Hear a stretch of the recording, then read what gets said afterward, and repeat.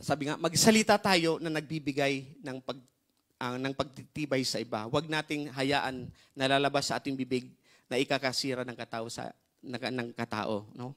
Ng mga neighbors natin. Again, madali hong magbitaw ng salita, pero ang salitang nabitawan po natin, masakit at mahirap ito'y bawiin. Amen. Kapag nagsalita tayo ng masakit, mahirap po ito bawiin. Words are powerful. Makapangyarihan ang salita. Amen. Kung anong mga sinasabi mo, ito'y makapangyari. Mahirap bawiin. Mas lalo na kapag nagsasalita ka mayroong galit. Kapag magkasalita ka, mahirap bawiin. Amen.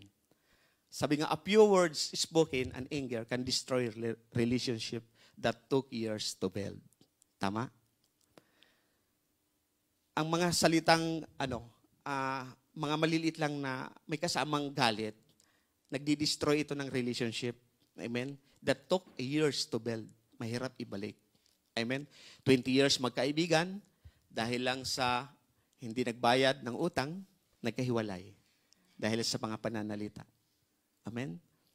20 years magkaibigan, yung bulpin na hiniram, hindi na ibalik, dahil sa salita, nagkahiwalay. Right? Kaya nga, dapat we should control our tongue. 30 years mag-asawa, nagkahiwalay, dahil lang sa mga pananalita.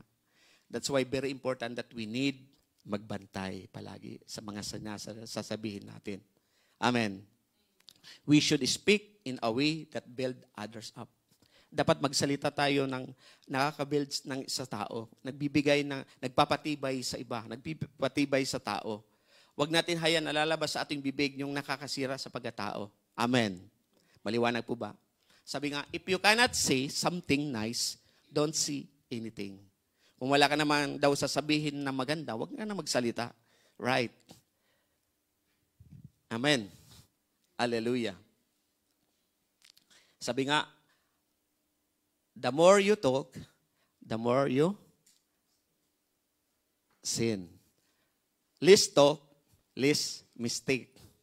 Amen. Kapag marami kang sinasalita, maraming mistake.